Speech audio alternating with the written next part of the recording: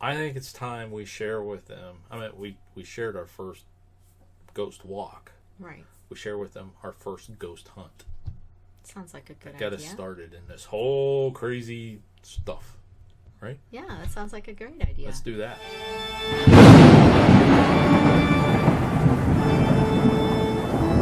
Well, hello, Parapeeps, and welcome to another episode of Our Haunted Travels. I am your host, Sean Donnelly. And I'm your co-host, Marianne Donnelly.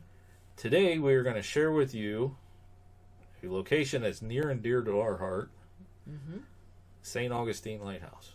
Yes. But before we get into that, if you are into paranormal, history, or forensics type videos, you're in the right spot. What do you want to do, Mare? You want to hit that subscribe button and ding that little bell. Ding, ding, ding, That's right, ding, so ding. you get notified next time we put out a video, which seems to be we're putting out at least 3 or 4 every week. So I thought you were going to say day for a second. I'm No, like, not oh day. my gosh. That's too much. That's too much. All right, so this here is a location video, and we're talking about St. Augustine Lighthouse. That's right. Okay, before we really get into it and tell you some of our personal experiences and things like that, take a look at this quick. It's actually really quick. It is quick Quick this time. history about the lighthouse. It's a lighthouse. So watch this. We'll be right back. The St. Augustine Lighthouse is in none other than St. Augustine, Florida. The current structure is a tower that was built in 1874. However, there was a Spanish watchtower that was built on the same location by as early as the late 1500s. That watchtower was made of wood and had a flame at the top, which indicated that the structure was one of the first lighthouses on the location. In 1824, there was a tower that was lit, which was built from the locally mined rock coquina. But by 1870, the light was threatened by shoreline erosion. The United States Congress commissioned to build the current structure for $100,000. This current tower was then built in 1874, and the old Spanish watchtower was destroyed by a storm in 1880. The current tower is constructed of Alabama brick and Philadelphia iron. It is the oldest surviving brick structure in St. Augustine. A brick keeper's quarters was added in 1876, and lighthouse keepers and assistants lived in these quarters until the light was automated in 1955. The St. Augustine Lighthouse rises 165 feet above sea level and has 219 steps to the top. At the top, there is a first-order Fresnel lens, which serves as its beacon. The St. Augustine lens consists of 370 hand-cut glass prisms that are arranged in a beehive shape, towering 12 feet tall and 6 feet in diameter. In 1980, the Junior Service League of St. Augustine began a 15-year campaign to restore the keeper's house that was destroyed by vandals' fires in 1970. The house was opened to the public as a museum in 1988. The Junior Service League, with the assistance of the U.S. Coast Guard, went on to restore the tower as well. They performed the first ever Fresnel lens repair in the world to save the light that was damaged by, again, a vandal's bullet. In 1993, the tower was also open to visitors on a daily basis. In July of 2002, the U.S. Coast Guard, through the General Services Administration, transferred the deed for the tower to the St. Augustine Lighthouse and Museum Incorporated through the pilot program of the National Historic Lighthouse Preservation Act of 2000. In addition, the Coast Guard turned over the first-order Fresnel lens to the museum. Today, visitors can step to the top all the way up 219 stairs and take a look over the breathtaking views of St. Augustine and, of course, the rest of the campus. So there you go, the history of the St. Augustine Lighthouse. Now, the reason why we say that this location is very near and dear to... I mean, it's actually... What chapter was it? It's in our book. It's in our book. It's page 13. It's on page 13. We know that for sure. I don't know what chapter it is, but it's up there in the beginning. Page 13. Page 13. Yep. Yeah. Page 13. It's in our book. Okay? This is how we got started. We went there on our honeymoon. We did. We went on our honeymoon, and actually, this is how it's her fault that we're into the paranormal stuff. Okay, so I'm going to shorten the story. We've said it. I don't know how many times it's in our book or whatever. We'll shorten it down. Okay. Basically, we went to St. Augustine, not just the lighthouse, but St. Augustine in 2006. Our goal on our honeymoon was to go down the coast and see how many lighthouses that we could stop at. St. Augustine was one of them. That's why we stopped in St. Augustine, was because of the lighthouse. Mm-hmm. And fell in love with St. Augustine because there's just all kinds of stuff there. Anyways, when we went back in 2010, since we love St. Augustine, we had to go back. Okay, Marianne said, hey, let's do something different. Let's do something different. We already saw the lighthouse during the day. We can go see it at night. And I'm like, what? That'd be kind of cool. Here it was a ghost hunt. Who knew? So they run a ghost hunt, ghost tour, all kinds of stuff that you can do there with paranormal. It's called Dark of the Moon, mm-hmm. and we did a review of that. I'll put a link to that. Bing! Where you could go and watch that video. And it tells you about the tour and shows you some of the footage that we collected, not knowing what we were doing at all with the little toy night vision camera. Okay. But for some of really cool ghost stories and folklore assigned to this lighthouse. Mm-hmm.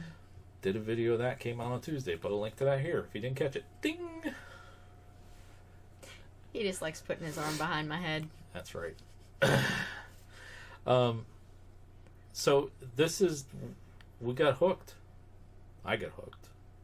Marianne was like, I came along with him. Really? Paranormal? I was like, oh my, what have I done? Yeah. So this was the first one. This was before the tour that we did the following evening at the Spanish Military Hospital. This one was first. This is where I went, the most haunted lighthouse in America, and I told them, no, you guys got enough money. I don't need to rent a K2 meter. That's right. Didn't know it was a K2 at the time. I had no clue. So we're definitely going back. Mm-hmm. And it says in our book, we're going hunting for bear. With all of our equipment. I'm going to be like stuff stuck all over me and beep. Okay. Anyways, personal experiences. Mm-hmm. Personal experiences. Would you like to share your personal experience? I think we probably covered that in our thing. But just real quick, say, when you went up the lighthouse, how you had to get down out of the lighthouse. Well, you don't want to talk about it again? The first time I went up the lighthouse, it was during the day, and that, no problem, right? Yeah. But the second time on the 2010 trip, I went up in the dark at night, and the only light is at the top of the lighthouse, way up top. Yeah, all the other lights are off, and you have to go up the spiraling staircase, up the whole thing, and going up, okay, you hold on, but coming down, it's really dark, and you just don't know where your footing is, and it's an open cage type stairs anyway. It's not like it's a solid, whatever. And that video of what she's talking about is in the review of Dark of the Moon. We put that video so you can see what she's talking about. Yeah, so I actually turned on the toy, and it was a toy night vision camera. It was some kid's toy that I was like, oh, this might be fun to have. I am so glad I had it because we didn't bring flashlights or anything. We didn't know you didn't know what you were supposed to do. How was I supposed to know they're going to let me go up in a lighthouse and come back down completely in the dark? So I didn't do it. I stayed down. I walked around the grounds and was waiting for her to come down, hoping and praying that I came down not with a bang, come bouncing down. Yeah, but I do have to say the lighthouse does have tiers. What's that called? Landings. Landings. It does have. So it's not a complete spiral. Yeah, it's a pretty tall. lighthouse. It is. But it does have the, you just, yeah. Yeah. But I would have probably fallen to my death if I didn't have that little night vision camera. So tip. Or crawled down. Take a flashlight. Yeah. The keeper's quarters was awesome. It's the museum part of it now. Mm-hmm. Going down in the basement, then hearing some of the creepy paranormal claims that's down in that basement, you know. Oh man, I can't wait to go back and know it. You know, probably knowing our luck, by the time we go back, there'll be like, okay, no more paranormal stuff. And it'll be like, oh, are you kidding me? That would be my luck. I don't know. I think it's probably pretty profitable for them. Yeah. It's pretty good. It's a very good tour. So yeah, that's a different video. Yeah, it's a different video. Yeah, you could go watch that other video. Okay, so why do you think that this location is so haunted? I mean, it is the rated #1 on many different polls of the most haunted lighthouse in the U.S. Well, why this one? There was a lot of changeover in who owns, the area, who's in charge. So lots of different people there. The keepers themselves, they love those places. They work there. They live them. That's their place, and they take care of it. They take great pride in it. So, of course, a lot of times you'll find that the keepers will want to stick around. And there were some potential deaths, that happen here. And, of course, the water. That's what I was getting to. Our whole theory behind St. Augustine being so active. The coquina, the running water. Because St. Augustine is kind of like an island anyways. It has the rivers. St. Augustine Lighthouse is actually on Anastasia Island. Yeah. In St. Augustine. Right. So, yeah. So, yeah, it's a hotbed. Mm-hmm. It's everything comes together there's so perfectly. Many things to tie together there. All right, is there anything else that you would like to add to this video? I love going up in the top of that and just the view that you get to see of all of St. Augustine. It's amazing. Which I forgot to mention, we did put out a research photo video so you could see some of the pictures that Marianne got from the top of the lighthouse. I didn't climb this one. Yeah. Just didn't happen for me. But they do, the St. Augustine Lighthouse Museum, they do a lot of really good work there. They do educational programs and everything. And they are very active on social media. So if you like their page, you'll get all kinds of awesome views from the lighthouse and different scapes that they take, photoscapes, and it's fun. All right. Is that it? We're going to wrap it up? Sure. We'll wrap this one up. That wraps it up for the week for St. Augustine Lighthouse. I hope you guys enjoyed the videos from this location. It's an awesome place. It is. Definitely an awesome place. And someday I'm going to get you up in the top of that tower. Yeah, I'm getting there. Maybe next time we get back, if I'm not like 80. We'll see. All right, folks. Until next time. Thanks for watching. And happy hunting. Let us know if you like this video by hitting that thumbs up. Also, if you'd like to see more videos from us in the future, support our channel by hitting that subscribe button and dinging that bell so you get notified the next time there's a video from Panic D Videos. Thanks for watching. Happy hunting.